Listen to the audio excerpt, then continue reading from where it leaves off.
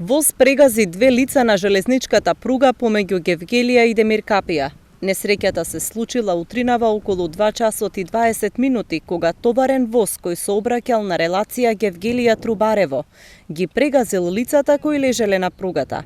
Иако полицијата објави дека се мигранти, се уште не може да се потврди нивниот идентитет, бидејќи немале документи за идентификација.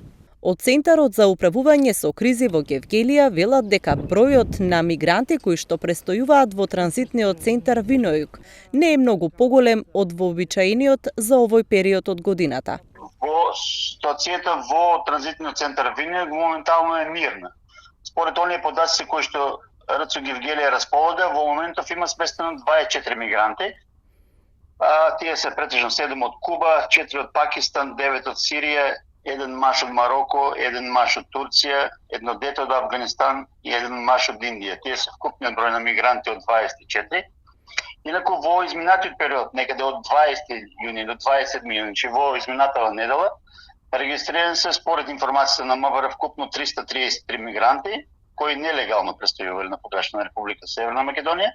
Статистиката на полицијата вели дека бројот на криумчарени мигранти во периодот од 1 јануари до 15 мај 2022 година е за 55% зголемен во однос на лани, а бројот на криумчари е 100% зголемен, од 16 на 32.